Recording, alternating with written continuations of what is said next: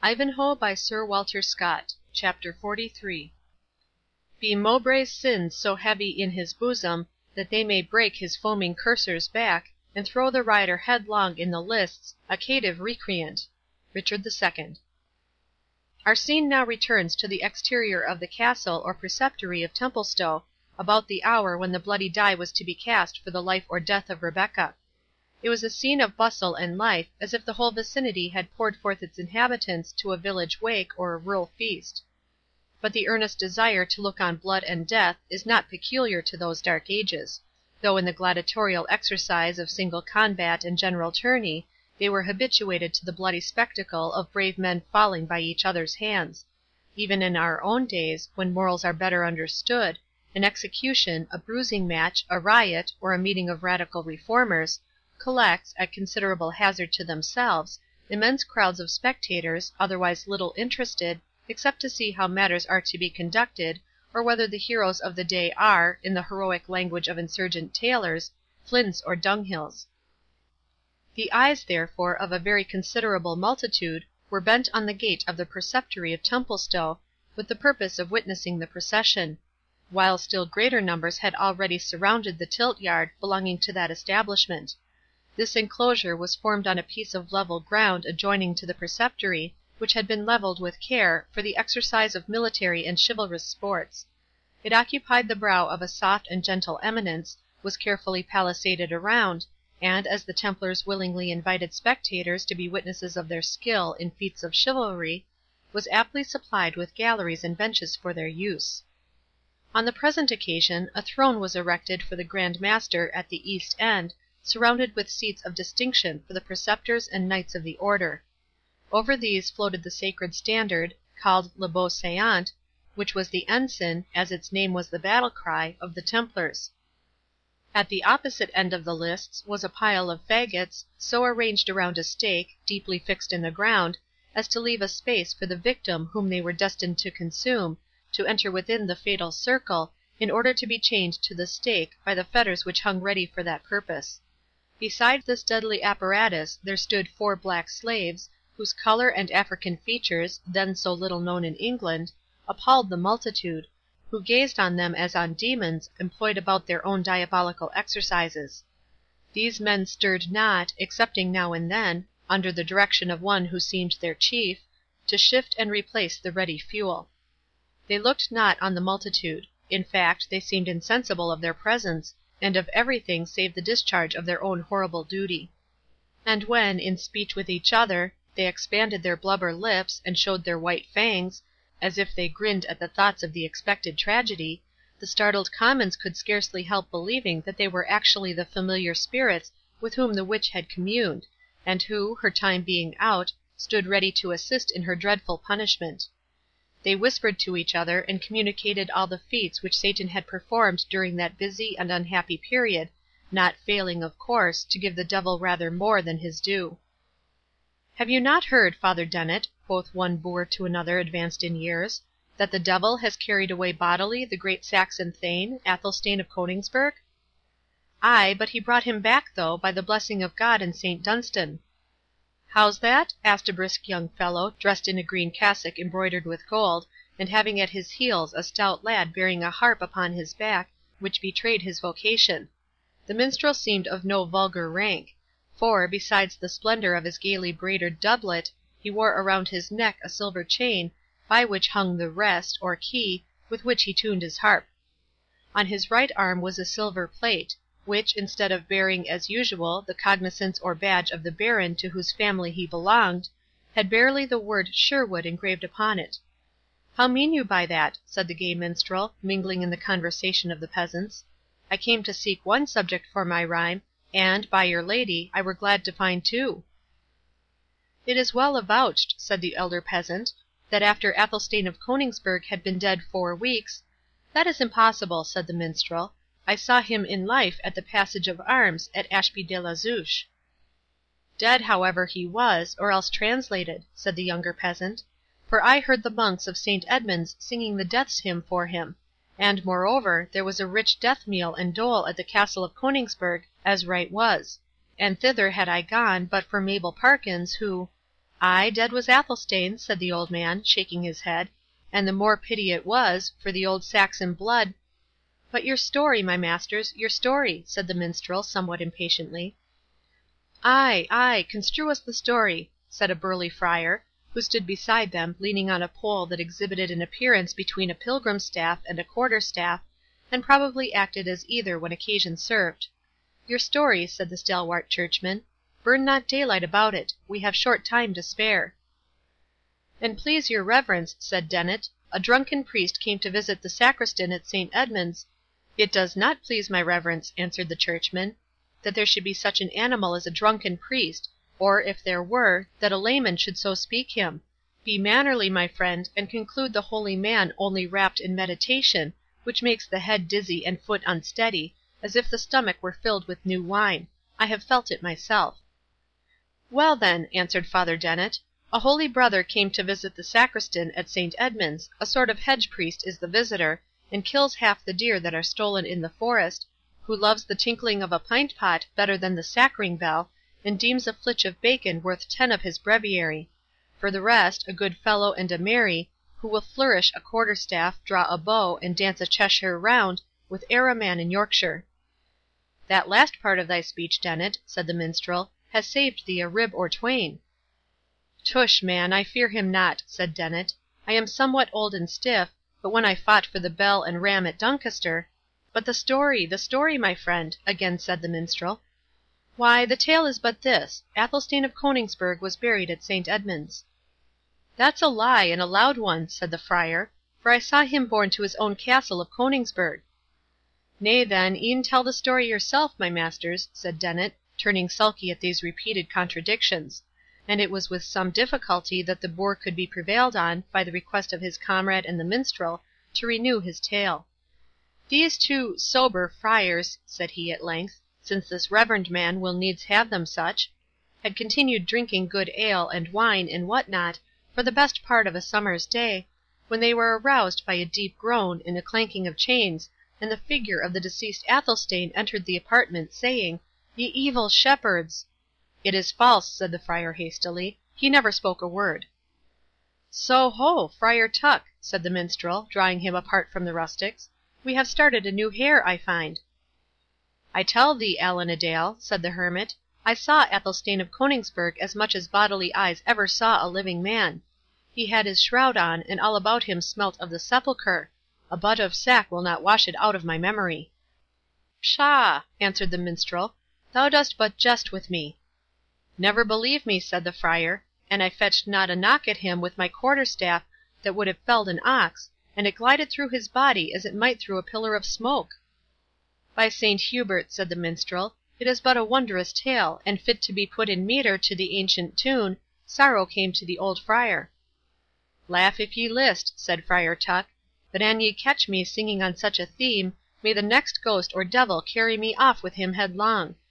No, no, I instantly formed the purpose of assisting at some good work, such as the burning of a witch, a judicial combat, or the like matter of godly service, and therefore am I here."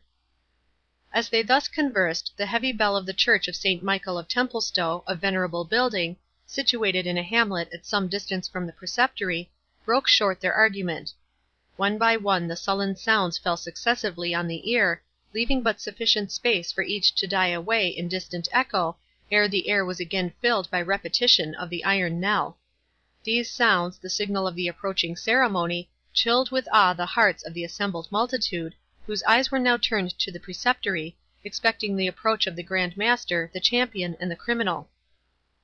At length the drawbridge fell, the gates opened, and a knight, bearing the great standard of the Order, sallied from the castle, preceded by 6 trumpets, and followed by the Knights Preceptors, 2 and 2, the Grand Master coming last, mounted on a stately horse, whose furniture was of the simplest kind.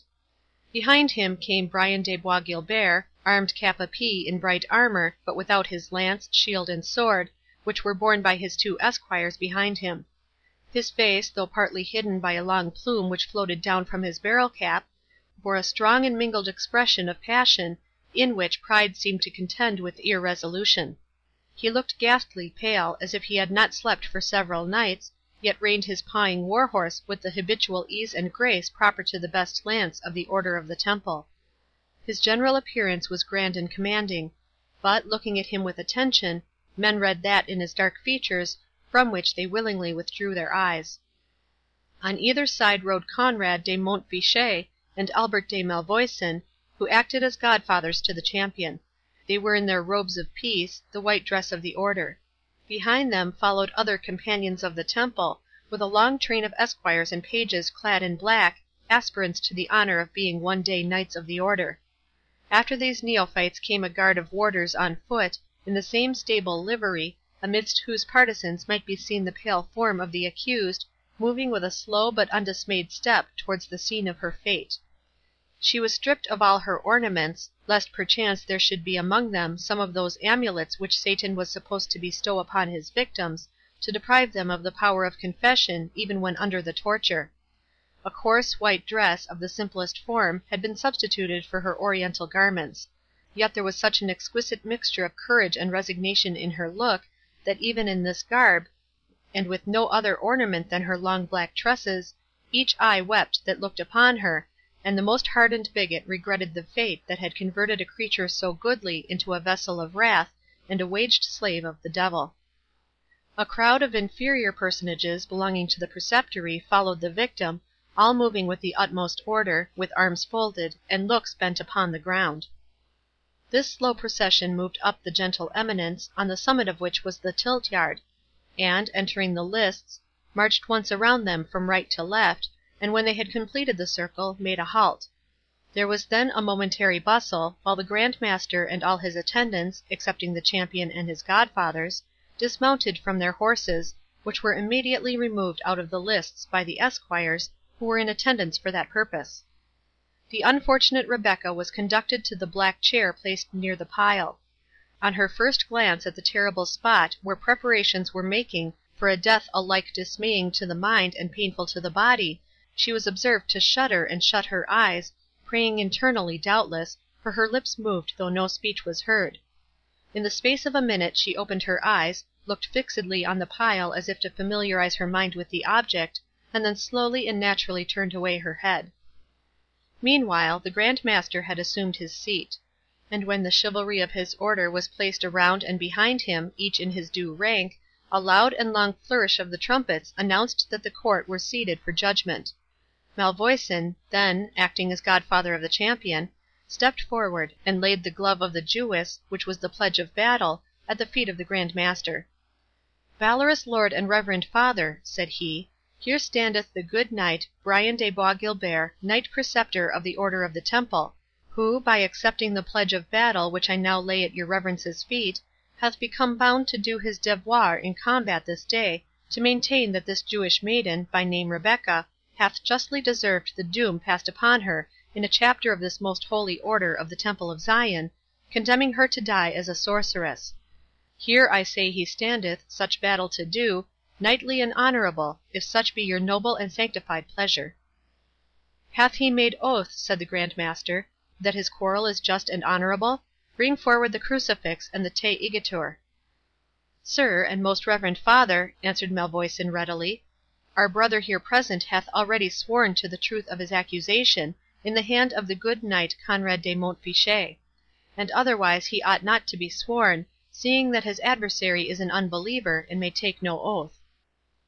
This explanation was satisfactory, to Albert's great joy; for the wily knight had foreseen the great difficulty, or rather impossibility, of prevailing upon Brian de Bois Guilbert to take such an oath before the assembly, and had invented this excuse to escape the necessity of his doing so. The Grand Master, having allowed the apology of Albert Malvoisin, commanded the herald to send forth and do his devoir. The trumpets again flourished, and a herald, stepping forward, proclaimed aloud, "Oyez, oyez, oyez! Here standeth the good knight, Sir Brian de Bois Guilbert, ready to do battle with any knight of free blood, who will sustain the quarrel allowed and allotted to the Jewess Rebecca, to try by champion, in respect of lawful essoine of her own body; and to such champion the reverend and valorous Grand Master here present allows a fair field, and equal partition of sun and wind, and whatever else appertains to a fair combat." The trumpets again sounded, and there was a dead pause of many minutes.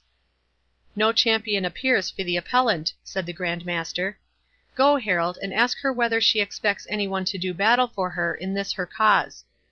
The herald went to the chair in which Rebecca was seated, and Bois Guilbert, suddenly turning his horse's head toward that end of the lists, in spite of hints on either side from Malvoisin and Montfichet, was by the side of Rebecca's chair as soon as the herald. "Is this regular, and according to the law of combat?" said Malvoisin, looking to the Grand Master. "Albert de Malvoisin, it is," answered Beaumanoir. "For in this appeal to the judgment of God, we may not prohibit parties from having that communication with each other, which may best tend to bring forth the truth of the quarrel." In the meantime, the herald spoke to Rebecca in these terms: "Damsel, the Honourable and Reverend the Grand Master demands of thee, if thou art prepared with a champion to do battle this day in thy behalf, or if thou dost yield thee as one justly condemned to a deserved doom." "Say to the Grand Master," replied Rebecca, "that I maintain my innocence, and do not yield me as justly condemned, lest I become guilty of mine own blood. Say to him that I challenge such delay as his forms will permit, to see if God, whose opportunity is in man's extremity, will raise me up a deliverer; and when such uttermost space is past, may his holy will be done." The herald retired to carry this answer to the Grand Master. "God forbid," said Lucas Beaumanoir, "that Jew or pagan should impeach us of justice! Until the shadows be cast from the west to the eastward, will we wait to see if a champion shall appear for this unfortunate woman. When the day is so far past, let her prepare for death." The herald communicated the words of the Grand Master to Rebecca, who bowed her head submissively, folded her arms, and, looking up towards heaven, seemed to expect that aid from above which she could scarce promise herself from man. During this awful pause, the voice of Bois Guilbert broke upon her ear. It was but a whisper, yet it startled her more than the summons of the herald had appeared to do. "Rebecca," said the Templar, "dost thou hear me?" "I have no portion in thee, cruel, hard-hearted man," said the unfortunate maiden. "Ay, but dost thou understand my words?" said the Templar. "For the sound of my voice is frightful in mine own ears. I scarce know on what ground we stand, or for what purpose they have brought us hither. This listed space, that chair, these faggots, I know their purpose, and yet it seems to me like something unreal. The fearful picture of a vision, which appalls my sense with hideous fantasies, but convinces not my reason." "My mind and senses keep touch in time," answered Rebecca, "and tell me alike that these faggots are destined to consume my earthly body, and open a painful but a brief passage to a better world." "Dreams, Rebecca, dreams," answered the Templar; "idle visions, rejected by the wisdom of your own wiser Sadducees. Hear me, Rebecca," he said, proceeding with animation; "a better chance hast thou for life and liberty than yonder knaves and dotard dream of. Mount thee behind me on my steed, on Zamor, the gallant horse that never failed his rider. I won him in single fight from the Soldan of Trebizond. Mount, I say, behind me. In one short hour is pursuit and inquiry far behind. A new world of pleasure opens to thee, to me a new career of fame. Let them speak the doom which I despise, and erase the name of Bois Guilbert from their list of monastic slaves. I will wash out with blood whatever blot they may dare to cast on my scutcheon." "Tempter," said Rebecca, "begone! Not in this last extremity canst thou move me one hair's breadth from my resting place. Surrounded as I am by foes, I hold thee as my worst and most deadly enemy. Avoid thee, in the name of God!" Albert Malvoisin, alarmed and impatient at the duration of their conference, now advanced to interrupt it. "Hath the maiden acknowledged her guilt?" he demanded of Bois Guilbert, "or is she resolute in her denial?" "She is indeed resolute," said Bois Guilbert. "Then," said Malvoisin, "must thou, noble brother, resume thy place to attend the issue. The shades are changing on the circle of the dial. Come, brave Bois Guilbert, come, thou hope of our holy Order, and soon to be its head." As he spoke in this soothing tone, he laid his hand on the knight's bridle, as if to lead him back to his station. "False villain, what meanest thou by thy hand on my rein?" said Sir Brian angrily, and shaking off his companion's grasp, he rode back to the upper end of the lists.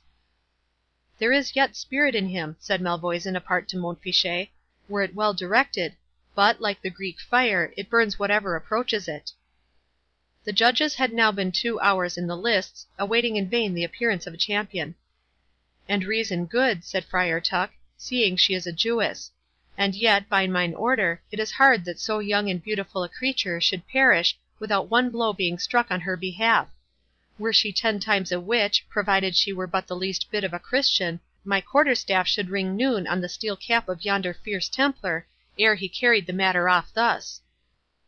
It was, however, the general belief that no one could or would appear for a Jewess, accused of sorcery; and the knights, instigated by Malvoisin, whispered to each other that it was time to declare the pledge of Rebecca forfeited. At this point a knight, urging his horse to speed, appeared on the plain advancing towards the lists. 100 voices exclaimed, "A champion! A champion!" And despite the prepossessions and prejudices of the multitude, they shouted unanimously as the knight rode into the tilt-yard. The second glance, however, served to destroy the hope that his timely arrival had excited. His horse, urged for so many miles to its utmost speed, appeared to reel from fatigue, and the rider, however undauntedly he presented himself in the lists, either from weakness, weariness, or both, seemed scarce able to support himself in the saddle. To the summons of the herald, who demanded his rank, his name, and purpose, the stranger knight answered readily and boldly, "I am a good knight and noble, come hither to sustain with lance and sword the just and lawful quarrel of this damsel, Rebecca, daughter of Isaac of York; to uphold the doom pronounced against her to be false and truthless, and to defy Sir Brian de Bois Guilbert as a traitor, murderer, and liar; as I will prove in this field with my body against his, by the aid of God, of Our Lady, and of Monsignor Saint George, the good knight." "The stranger must first show," said Malvoisin, "that he is good knight, and of honourable lineage. The Temple sendeth not forth her champions against nameless men." "My name," said the knight, raising his helmet, "is better known, my lineage more pure, Malvoisin, than thine own. I am Wilfred of Ivanhoe." "I will not fight with thee at present," said the Templar, in a changed and hollow voice. "Get thy wounds healed, purvey thee a better horse, and it may be I will hold it worth my while to scourge out of thee this boyish spirit of bravado." "Ha! proud Templar," said Ivanhoe, "hast thou forgotten that twice didst thou fall before this lance? Remember the lists at Acre, remember the passage of arms at Ashby, remember thy proud vaunt in the hills of Rotherwood, and the gage of your gold chain against my reliquary, that thou wouldst do battle with Wilfred of Ivanhoe, and recover the honour thou hadst lost. By that reliquary and the holy relic it contains, I will proclaim thee, Templar, a coward in every court in Europe, in every preceptory of thine order, unless thou do battle without farther delay." Bois Guilbert turned his countenance irresolutely towards Rebecca, and then exclaimed, looking fiercely at Ivanhoe, "Dog of a Saxon, take thy lance, and prepare for the death thou hast drawn upon thee." "Does the Grand Master allow me the combat?" said Ivanhoe. "I may not deny what thou hast challenged," said the Grand Master, "provided the maiden accepts thee as her champion. Yet I would thou wert in better plight to do battle. An enemy of our order hast thou ever been, yet would I have thee honourably met with." "Thus as I am, and not otherwise," said Ivanhoe. "It is the judgment of God; to his keeping I commend myself. Rebecca," said he, riding up to the fatal chair, "dost thou accept of me for thy champion?" "I do," she said, "I do," fluttered by an emotion which the fear of death had been unable to produce, "I do accept thee as the champion whom Heaven hath sent me. Yet, no, thy wounds are uncured. Meet not that proud man. Why shouldst thou perish also?" But Ivanhoe was already at his post, and had closed his visor, and assumed his lance. Bois Guilbert did the same, and his esquire remarked, as he clasped his visor, that his face, which had, notwithstanding the variety of emotions by which he had been agitated, continued during the whole morning, of an ashy paleness, was now become suddenly very much flushed.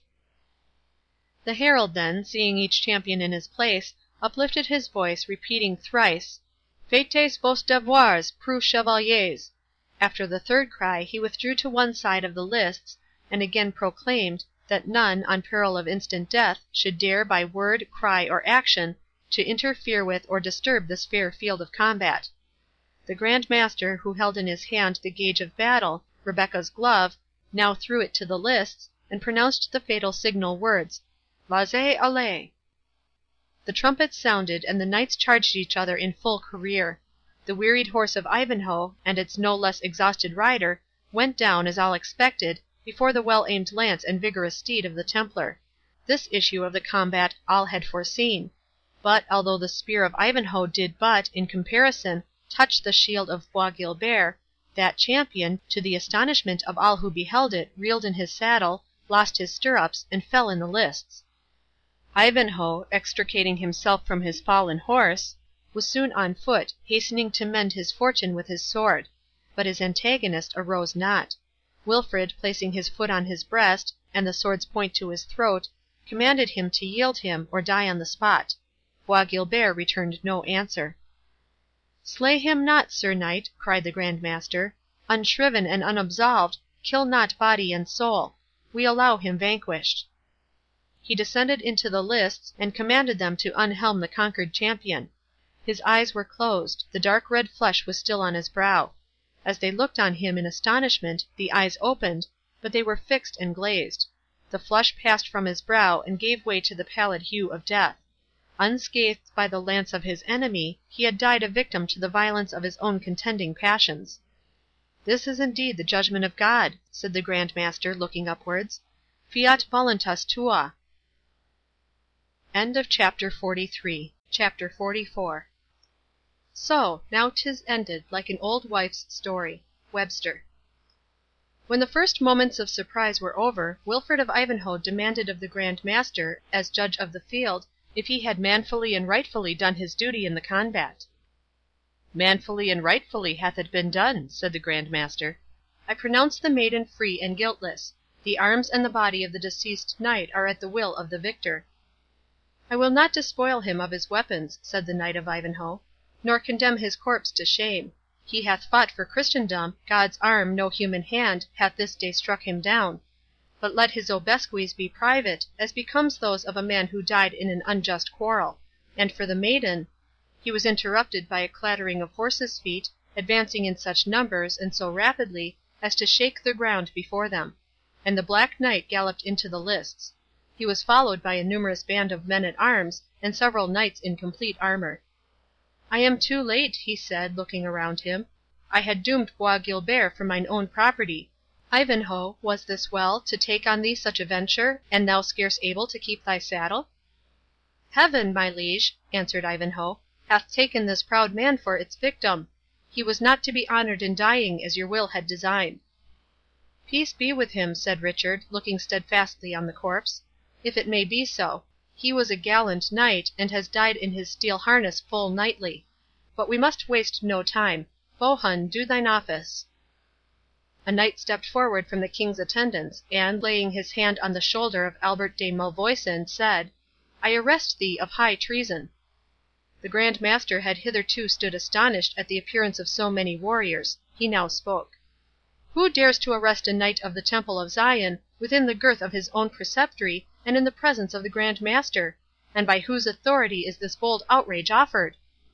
"I make the arrest," replied the knight. "I, Henry Bohun, Earl of Essex, Lord High Constable of England." "And he arrests Malvoisin," said the King, raising his visor, "by the order of Richard Plantagenet, here present. Conrade Montfichet, it is well for thee thou art born no subject of mine. But for thee, Malvoisin, thou diest with thy brother Philip, ere the world be a week older." "I will resist thy doom," said the Grand Master. "Proud Templar," said the King, "thou canst not. Look up, and behold the royal standard of England floats over thy towers instead of thy temple banner. Be wise, Beaumanoir, and make no bootless opposition. Thy hand is in the lion's mouth." "I will appeal to Rome against thee," said the Grand Master, "for usurpation on the immunities and privileges of our order." "Be it so," said the King, "but for thine own sake tax me not with usurpation now. Dissolve thy chapter, and depart with thy followers to thy next preceptory, if thou canst find one, which has not been made the scene of treasonable conspiracy against the King of England; or, if thou wilt, remain, to share our hospitality, and behold our justice."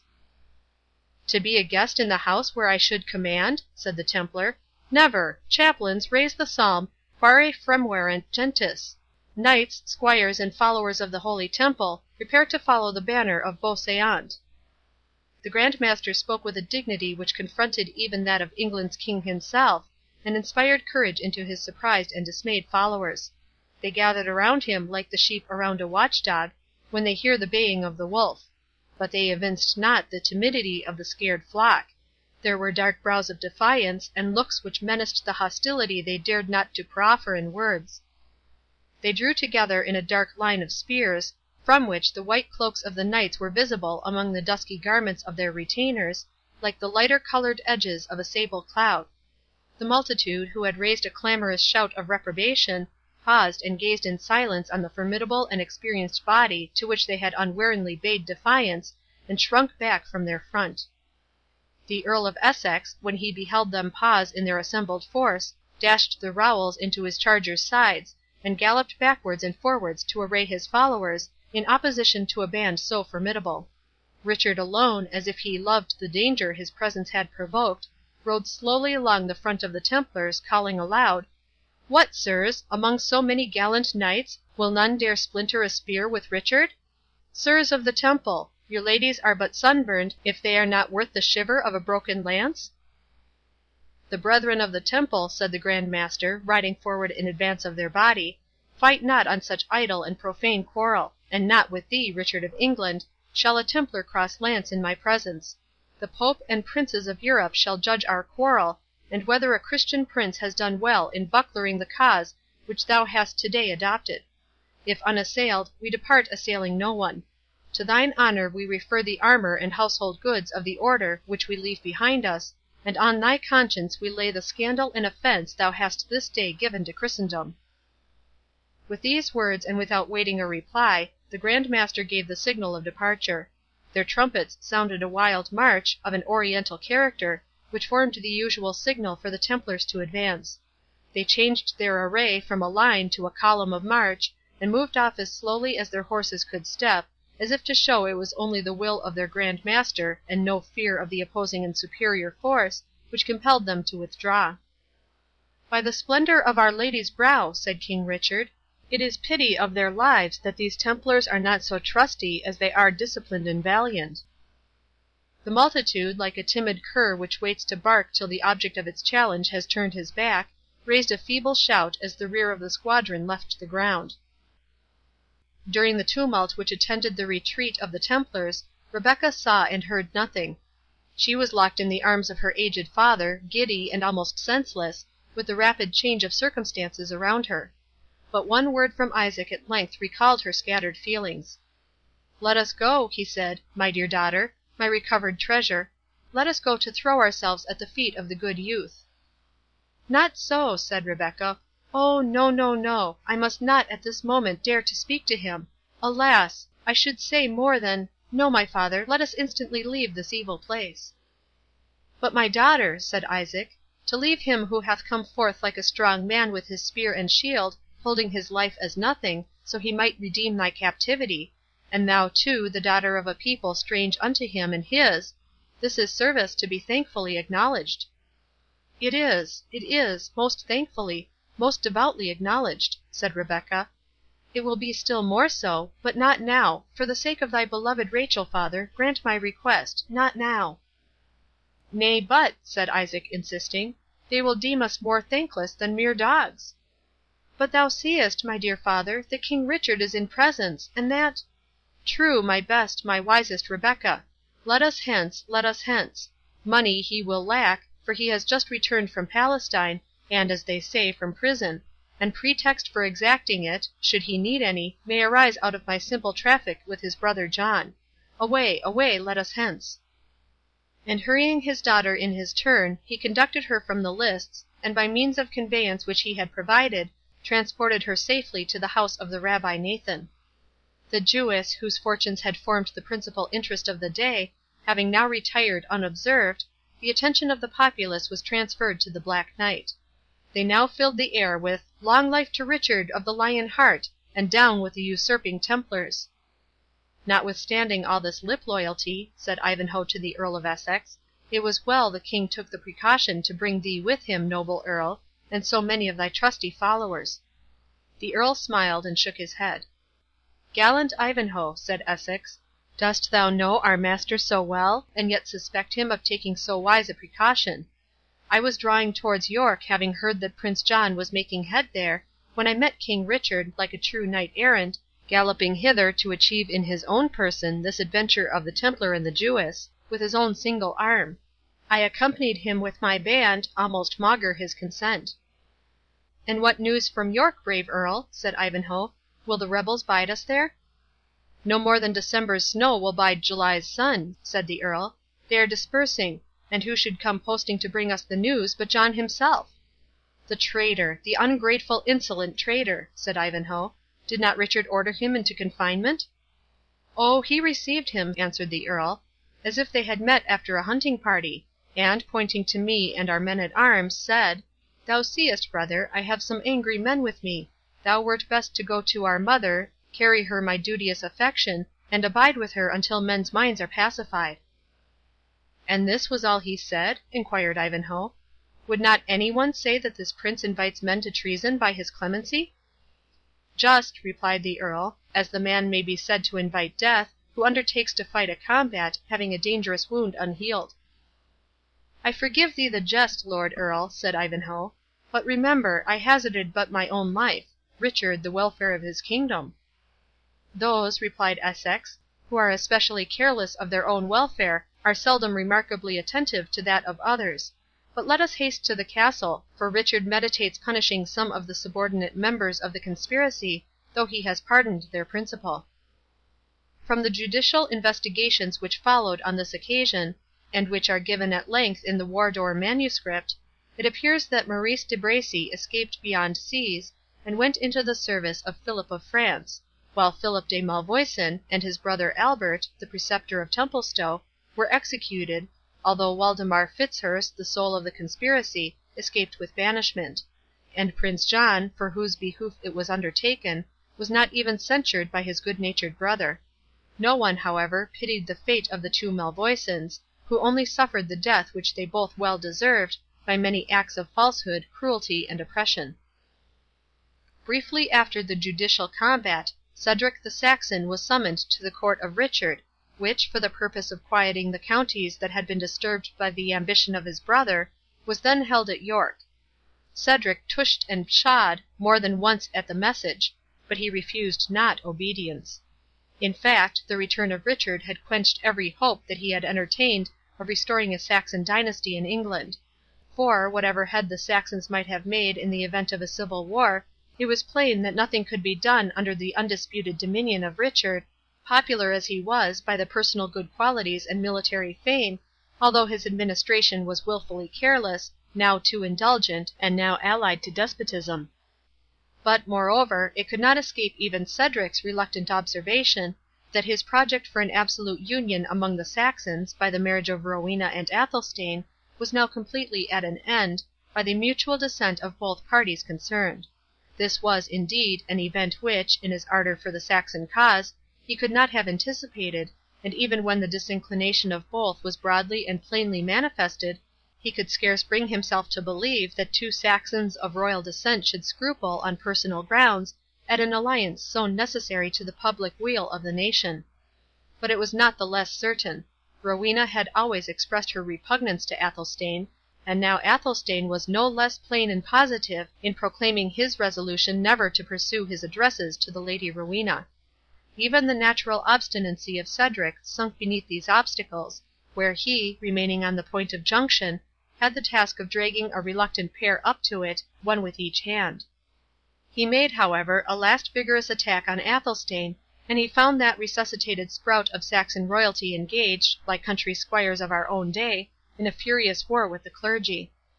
It seems that, after all his deadly menaces against the Abbot of St. Edmund's, Athelstane's spirit of revenge, what between the natural indolent kindness of his own disposition, what through the prayers of his mother Edith, attached, like most ladies of the period, to the clerical order, had terminated in his keeping the Abbot and his monks in the dungeons of Coningsburgh for 3 days on a meagre diet. For this atrocity the Abbot menaced him with excommunication, and made out a dreadful list of complaints in the bowels and stomach, suffered by himself and his monks, in consequence of the tyrannical and unjust imprisonment they had sustained. With this controversy, and with the means he had adopted to counteract this clerical persecution, Cedric found the mind of his friend Athelstane so fully occupied, that it had no room for another idea. And when Rowena's name was mentioned, the noble Athelstane prayed leave to quaff a full goblet to her health, and that she might soon be the bride of his kinsman Wilfred. It was a desperate case therefore. There was obviously no more to be made of Athelstane, or, as Wamba expressed it, in a phrase which has descended from Saxon times to ours, he was a cock that would not fight. There remained betwixt Cedric and the determination which the lovers desired to come to, only two obstacles, his own obstinacy, and his dislike of the Norman dynasty. The former feeling gradually gave way before the endearments of his ward, and the pride which he could not help nourishing in the fame of his son. Besides, he was not insensible to the honour of allying his own line to that of Alfred, when the superior claims of the descendant of Edward the Confessor were abandoned for ever. Cedric's aversion to the Norman race of kings was also much undermined, first by the consideration of the impossibility of ridding England of the new dynasty, a feeling which goes far to create loyalty in the subject of the king de facto, and secondly, by the personal attention of King Richard, who delighted in the blunt humour of Cedric, and, to use the language of the Wardour manuscript, so dealt with the noble Saxon, that, ere he had been a guest at court for 7 days, he had given his consent to the marriage of his ward Rowena and his son Wilfred of Ivanhoe. The nuptials of our hero, thus formally approved by his father, were celebrated in the most august of temples, the noble minster of York. The king himself attended, and from the countenance which he afforded on this and other occasions to the distressed and hitherto degraded Saxons, gave them a safer and more certain prospect of attaining their just rights than they could reasonably hope from the precarious chance of a civil war. The Church gave her full solemnities, graced with all the splendour which she of Rome knows how to apply with such brilliant effect. Gurth, gallantly apparelled, attended as esquire upon his young master whom he had served so faithfully, and the magnanimous Wamba, decorated with a new cap and a most gorgeous set of silver bells. Sharers of Wilfred's dangers and adversity, they remained, as they had a right to expect, the partakers of his more prosperous career. But besides this domestic retinue, these distinguished nuptials were celebrated by the attendance of the high-born Normans as well as Saxons, joined with the universal jubilee of the lower orders, that marked the marriage of two individuals as a pledge of the future peace and harmony betwixt two races, which, since that period, have been so completely mingled, that the distinction has become wholly invisible. Cedric lived to see this union approximate towards its completion.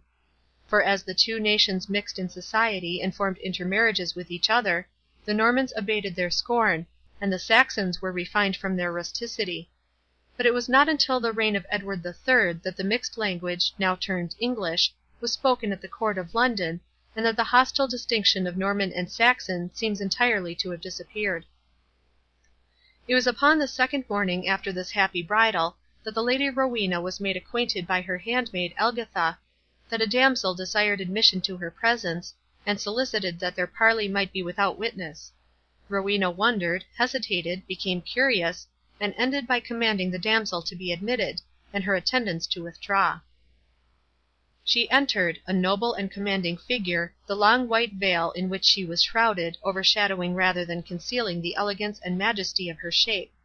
Her demeanour was that of respect, unmingled by the least shade either of fear, or of a wish to propitiate favour.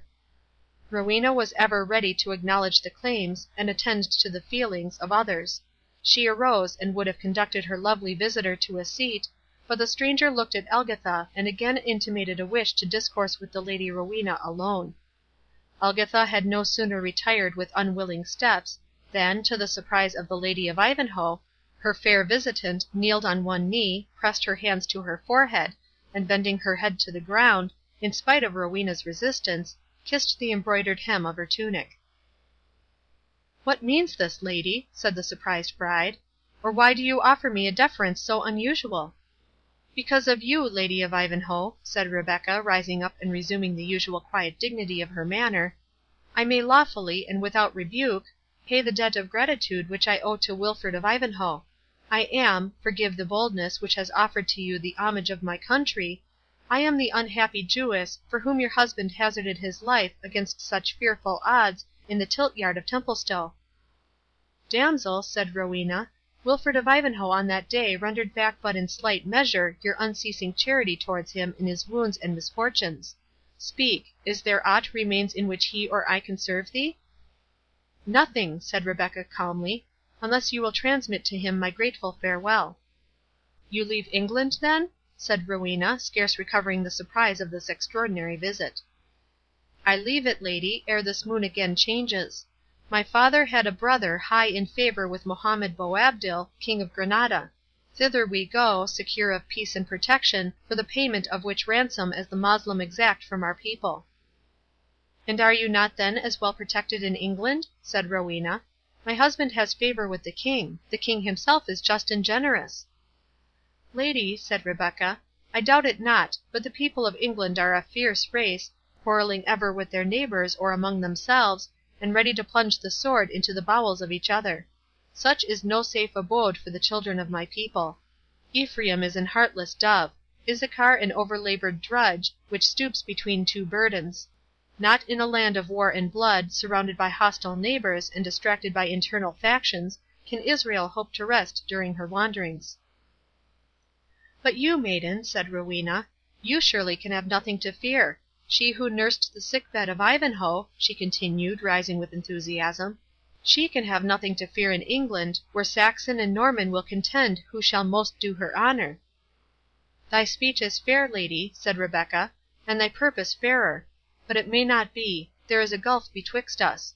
Our breeding, our faith, alike forbid either to pass over it. Farewell. Yet ere I go do indulge me one request. The bridal veil hangs over thy face. Deign to raise it, and let me see the features of which fame speaks so highly." "They are scarce worthy of being looked upon," said Rowena; "but, expecting the same from my visitant, I remove the veil."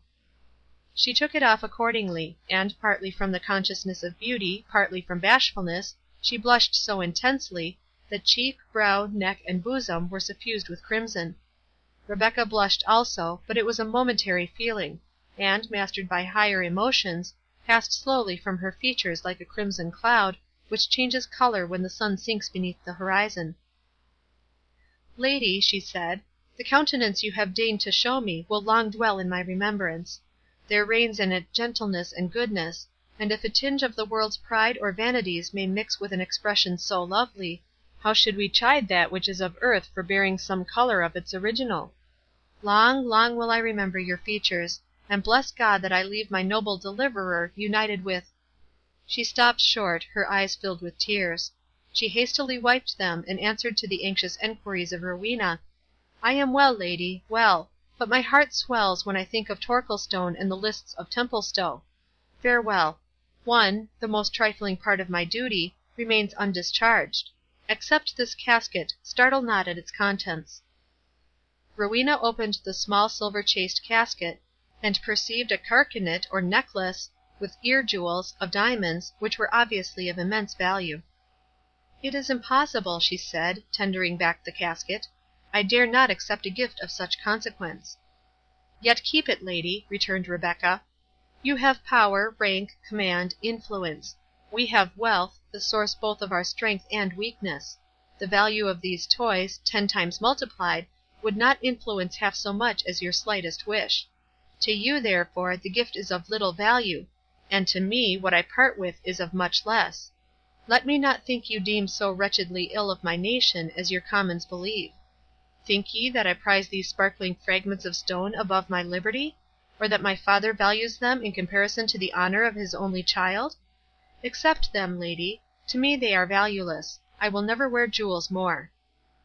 "You are then unhappy," said Rowena, struck with the manner in which Rebecca uttered the last words. "O, remain with us, the counsel of holy men will wean you from your erring law, and I will be a sister to you." "No, lady," answered Rebecca, the same calm melancholy reigning in her soft voice and beautiful features, "that may not be. I may not change the faith of my fathers, like a garment unsuited to the climate in which I seek to dwell, and unhappy, lady, I will not be. He, to whom I dedicate my future life, will be my comforter, if I do his will." "Have you then convents, to one of which you mean to retire?" asked Rowena. "No, lady," said the Jewess, "but among our people, since the time of Abraham downwards, have been women who have devoted their thoughts to heaven, and their actions to works of kindness to men, tending the sick, feeding the hungry, and relieving the distressed. Among these will Rebecca be numbered. Say this to thy lord, should he chance to inquire after the fate of her whose life he saved." There was an involuntary tremor on Rebecca's voice, and a tenderness of accent, which perhaps betrayed more than she would willingly have expressed. She hastened to bid Rowena adieu. "Farewell," she said. "May He, who made both Jew and Christian, shower down on you his choicest blessings. The bark that waits us hence will be under way ere we can reach the port." She glided from the apartment, leaving Rowena surprised as if a vision had passed before her. The fair Saxon related the singular conference to her husband, on whose mind it made a deep impression. He lived long and happily with Rowena, for they were attached to each other by the bonds of early affection, and they loved each other the more, from the recollection of the obstacles which had impeded their union. Yet it would be inquiring too curiously to ask, whether the recollection of Rebecca's beauty and magnanimity did not recur to his mind more frequently than the fair descendant of Alfred might altogether have approved. Ivanhoe distinguished himself in the service of Richard, and was graced with farther marks of the royal favour. He might have risen still higher but for the premature death of the heroic Cœur de Lion before the castle of Chaluz, near Limoges. With the life of a generous but rash and romantic monarch, perished all the projects which his ambition and his generosity had formed, to whom may be applied, with a slight alteration, the lines composed by Johnson for Charles of Sweden: "His fate was destined to a foreign strand, A petty fortress, and an humble hand. He left the name at which the world grew pale, To point a moral or adorn a tale." End of Chapter 44. End of Ivanhoe, by Sir Walter Scott.